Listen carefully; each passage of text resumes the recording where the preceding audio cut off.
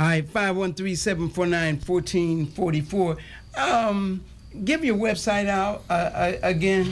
We can do that over and over again. Yeah, Mucus-freelife.com.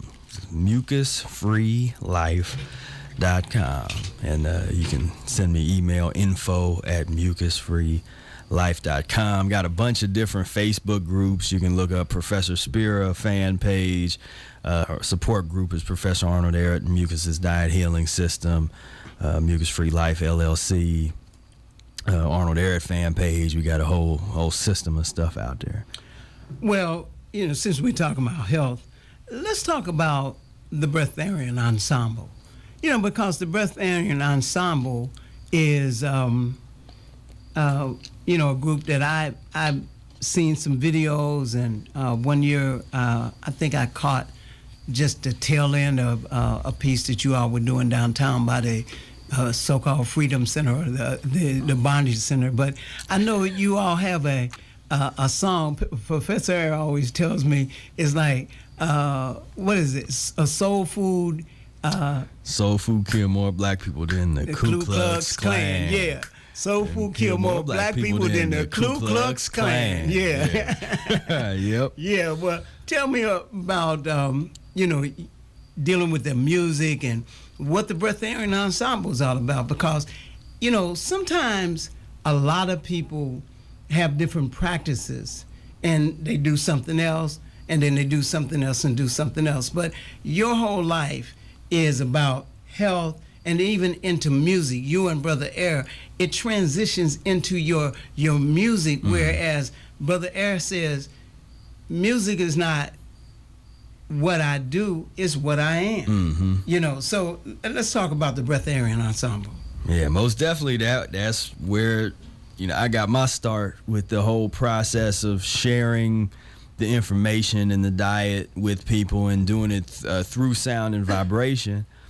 And when we put the band together, we had no clue that it was going to be a band with mostly be an all vegetarian band with mostly all Mucusless Diet practitioners in it. That was never meant to be designed like that, but we had put together a band for a few gigs that I had down at University of Cincinnati, and we just kept rehearsing once those gigs were done. And when we looked up, the people that were left was all vegetarian and was mostly Mucusless Diet. Everybody practiced a Mucusless Diet except for Uncle Eddie Brookshire, the bass player. He was a vegetarian. So we just, me and Brother Air started talking, and we were really into Art Ensemble Chicago and Sun Ra and Ornette Coleman and the later periods of John Coltrane, and we wanted to do something that was really coming out of that tradition, because that's where we feel comfortable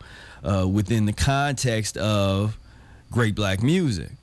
And so that is just a tradition that I really wanted to, and Brother Air really wanted to, have go. And we felt that bringing the diet to the table and expressing things through that, we talked. You had mentioned the food pyramid. One of our songs, we buried the food pyramid outside of the the bondage center, as you called it, and right.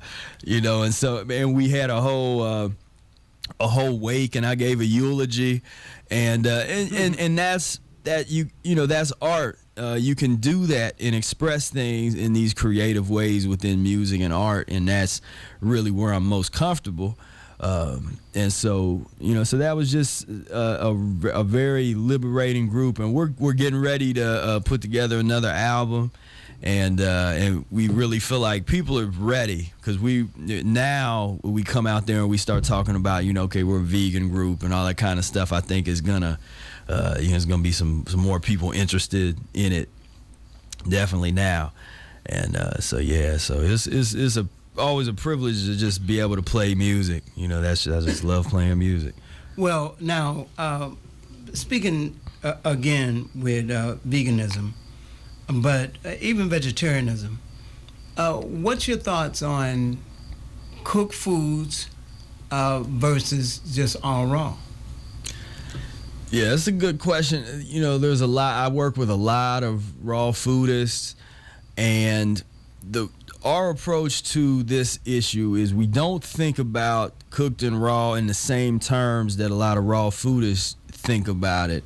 Where a raw foodist, the most important thing to them is to stay raw at all costs, and even if they have to eat some mucus-forming raw foods, they'd rather eat mucus-forming raw foods and stay raw, or their concept of raw, because I don't even agree with what they think raw is, but to stay their concept of raw, then to have some cooked mucus-free foods that you always combine with raw. You know, anytime you have some cooked vegetables in the Mucusless diet, you want to have a big raw salad with it because that's going to help it eliminate properly. But people that resist that oftentimes don't really want to. They want to try to skip over the transition.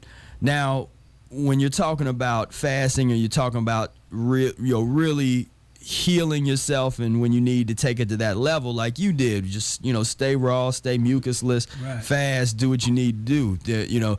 What's nice about the Mucusless diet is it encapsulates all of these different plant-based concepts, from fruitarianism to fasting to veganism to vegetarianism. All of that is under the umbrella of the Mucusless Diet Healing System.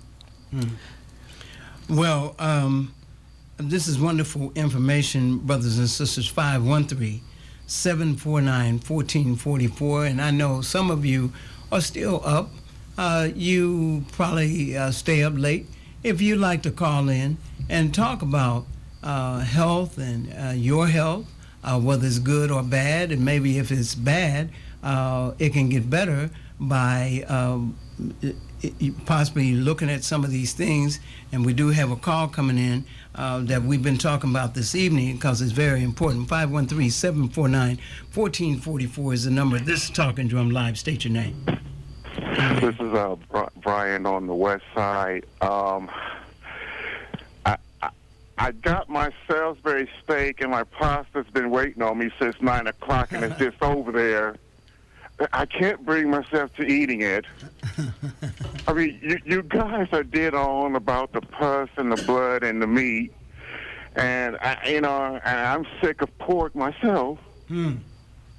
Recently, incredibly, I've had the willpower to turn down some fried chicken. I love fried chicken. All right, yeah, nice. Okay, but you guys, you want to take the fish away. You put the fish down. I've been listening to you guys since 9 o'clock. The fish was so bad. Why would Jesus tell the disciples to cast their nets on the other side of the boat? That's my only defense here with you guys. Well, look, I will let Professor Spira deal with that, because if I start going into that area, believe me, there'll be a whole nother thing. And look, remember this, just remember it. And I don't think that Professor Spira or myself or even Brother Air, we're not saying to anybody that you need to do all these things immediately, because it's a transition. No, I'm not feeling that. Right, no, right. I'm not feeling that. No. But I'm just saying. Just saying that you two have ruined everything. Well, the evening's meal. If you're thinking of a fish, just think if and this is kind of gross, but just think if you pooped in your own toilet, and the fish was in there, and then you dropped the hook down, and I heard you earlier. And then you pulled it out, you cleaned it, and you fried it. Do you think that you still have some clean food? You want me to give up my shrimp? Okay. Look, wait a minute. You want me to get rid of... And I'll tell you something else, too. I love those big, giant box of barbecue gripples. I'll tell you something, barbecue gripple potato chips. And I'll tell you something that you guys made me aware of.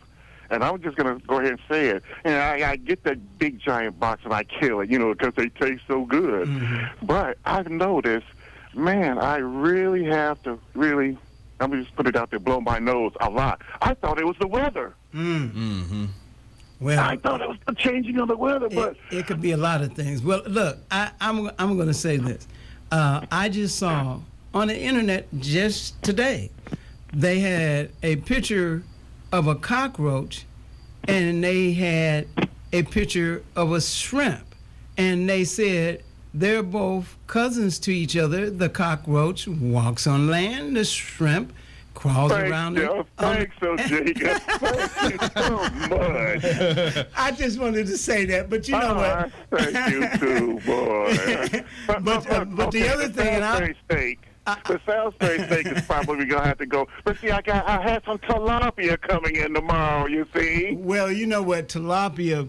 There's a whole story, and I'd have to look at that article. But from what I understand, that the tilapia was actually kind of man-created or something like that. I'm not sure on the story because at one time I ate fish after I had transitioned from raw to a few grains, and then a doctor I had at that time said you can eat fish. Well, I did eat some tilapia.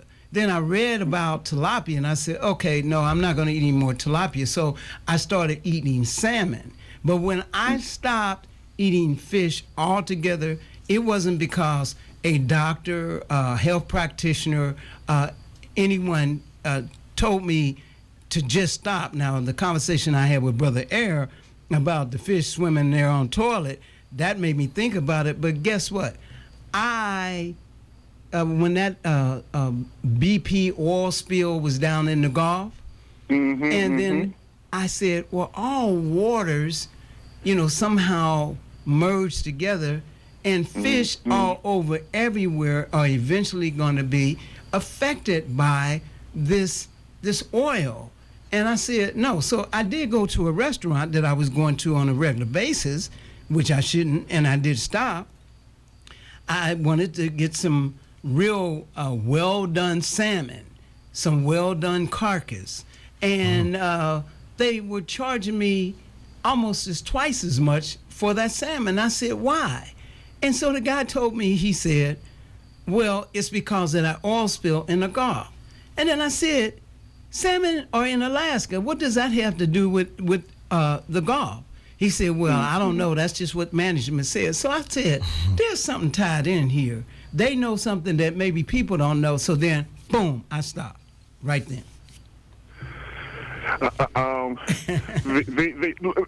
Give me a break. I'm a bachelor, you guys.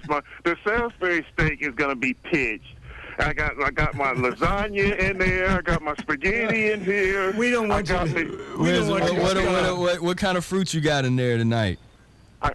I got a can of fruit cocktail. Give me a break, Professor. I was just curious. Oh, by the way, I do have some fresh lemons. I put them in my iced tea, and now I'm looking at them. My lemon's really weird now. Love your lemons. But look, brother, thank you for your call. Thank you so much, man. And we didn't want to ruin your night or, No, you didn't. You saved my life. Oh, well, that's a good thing. 280. I'm having health problems already. I'm in my 50s. I'm pushing 280. I'm like, well, you're 6'3". You should be 280. Right. But listening to you guys is a whole different ball game now. And let me tell you this. It can happen anytime because after I had a stroke in 2005, I remember that. I was 55. So men, especially in your 50s, when you hit 50 years old, then instead of things going up, like you have your formative years and you're going up, when you hit half a century, then things start going down. So you have to be more aware of what you put into your body, what you're doing, your exercise, and be it meditation and spiritual and all of that, because now it's going downhill if you let it. And it doesn't have to be all the way downhill if you stay healthy. And so that's the time that you need to be more aware of what you're putting into your body, because now, as the brother Tim called about GMOs, genetically modified foods, I've seen that. Well, they I've even got seen those apples big today. giant chicken legs and big giant chicken thighs. They look like turkeys. Well, I saw on the internet there was a chicken that has I think it was 5 legs. It had three wings, and it had what looked like another head was trying to come out, and it had no feathers. And so that ain't funny. No. And at your local market, where they'll make it look, nice and pink and stuff like that, they inject fish. They inject it with different kind of chemicals, and then you consume that. And after consuming it, now you wonder, I feel bad.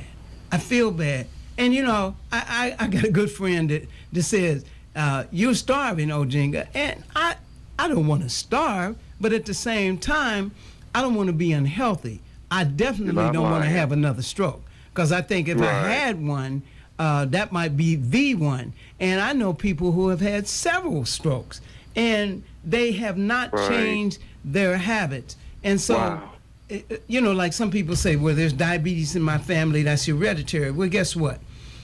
If all your bloodline up to you were diabetics, and they ate a certain way, if you eat the same way, you're bound to be a diabetic. If you stop, those that will follow you, if they follow your diet, you may change the paradigm of the family history. You see? Yeah. I mean, what we talking about is the transformation of your physiology. Right. I mean, fundamentally changing your bloodstream into something else, and really going back in time. I mean, when I was on the transition early on, it was like I was being reborn, and I was going back. I started craving foods that I had never even eaten in this life. I was craving stuff from Africa and buffalo, and I was like, "What is that about?" Professor, let me ask you, if I may, how old were you when you made that transition, the rebirth you mentioned earlier? I was 19 when I started. Oh, yeah. Well, it's too late for me. No, it's never too late. Never too late. No. You're still I appreciate breathing. You guys. Yeah, thank you guys both. One quick thing: what are those mucus, the uncooked mucus causing foods, for instance? That's a good you question. Mentioned earlier. Yeah, one of the big ones that's super duper popular these days among the raw foodists are avocados. All fats are mucus That's garbage. forming. I don't like that anyway. What else do I? And, what are the other ones? Well, I got to say something. I got to. Okay, I'm gonna get out of here. Okay, I'm taking up plenty of time. Thank you, brothers, both of you. All right, thank you. I got to admit, because it's about being honest, and Brother Aaron has talked to me about it. I have, like I ate jelly donuts. I eat a lot of avocados, and I eat them in salads a lot. And sometimes the avocado, the taste just makes the salads be great. But you're saying that avocados, even raw and ripe, but they are still mucus producing. Yeah, they still, it's you could do the test yourself. Cut an apple and sit an apple cut for a couple days and just kind of see it'll kind of turn brown and the flies will come on it and stuff. But it would compare that to if you cut an avocado and just let that sit out. The avocado turns very slimy, very viscous. An apple doesn't do that.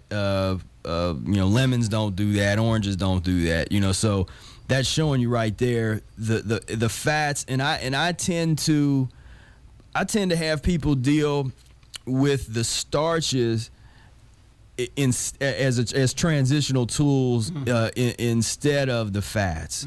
But that's kind of the methodology that I found useful that Eric kind of pushes at. There are, if you are craving some fats or something like that, eating nuts combined with raisins, that's one of the recommended items for the transition, because again, it's all about the transition. So the avocado, that's part of the transition, but be conscious of the fact that it is mucus forming, and as you start, if you go several days without it, then you probably could see the difference, where you can kind of see how that goes. Well, let's and the fact that you mentioned nuts, and with raisins, because raisins will help you eliminate. But are nuts, and there are various, there's a litany of nuts, are they mucus producing? And, you know, I mean, a lot of people say, well, if you don't get, you know, protein from other legumes, I mean, you can get them from nuts and things like that. What is your thoughts on nuts? Yeah, nuts are mucus forming. You know, they're mucus forming. They're not something that, you know, I use nuts to help me get off of meat, and I ate quite a bit of nuts and raisins, especially in the early days. But because I was doing the lemon juice enemas and I was on the general transition and fasting, I got to a point where my body sort of became intolerant of nuts. It just didn't want them. So I might eat nuts, you know, 3 or 4 times a year now.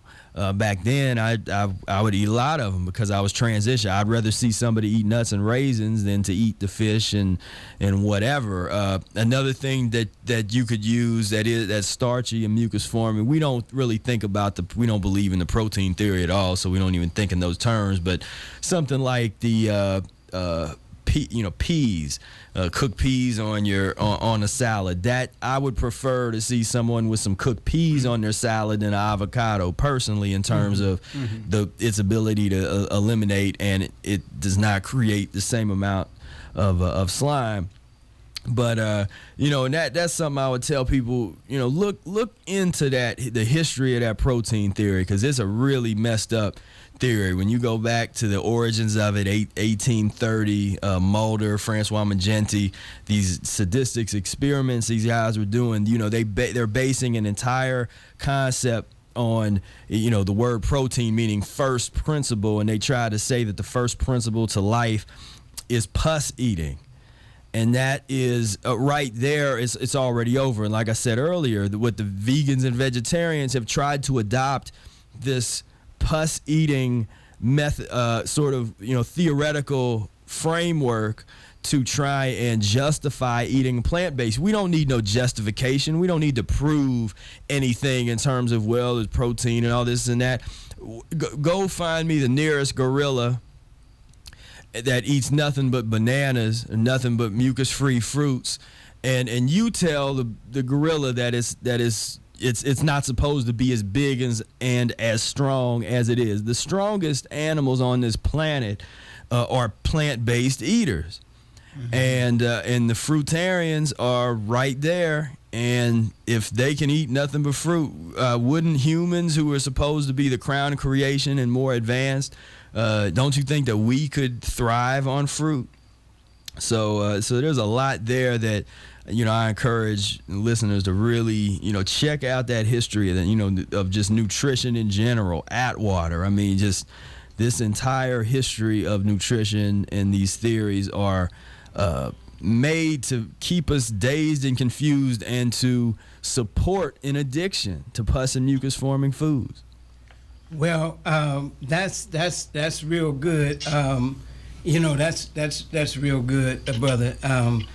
But 513-749-1444 is the number. 513-749-1444.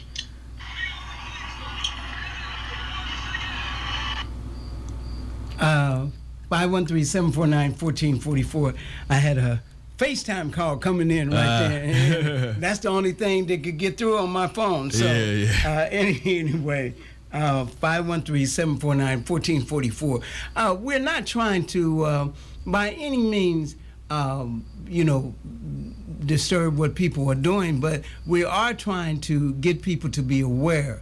As that one record that I played, talking about a health culture, I think that there are more people of today that are more health conscious, but you got to do more than just being health conscious. You got to do study, research, and sometimes you have to experiment with your body. You know, there are some things, like if you eliminate certain things and you say, well, I don't think that, you know, was harming me. Then you eat it again, you find out you break out in hives or you get real clogged up. You know, that particular food has done something to you, but if you're consuming them every day, you don't really know what's causing these problems. Right, yeah. And I would say too, I mean, once you understand the principles and you understand the concept of gradual change, and you know what foods are pus and mucus forming and what foods aren't, then it makes things easier. You know, we're not fixated and obsessed like people think we are just because we talking about it. But how else are we going to get the information out there? There's a million subjects that I could talk about that I love talking about, and same thing with Brother Air and Dr. Drum and everything else. But when we're talking about diet, you know, this is about education and getting the principles and the fundamentals together. Once you have the fundamentals together, then you know, you're not thinking about it. It's like learning how to improvise. If you're a musician, you learn the rules and the principles in theory, but then when you get up on stage, you're not sitting there thinking, you know, every change, and you're not analyzing. You are playing music. And so when you get these principles together, you just are living life, and you are eating in a way that cleanses you and continues to support life as opposed to kill you ultimately. Last question.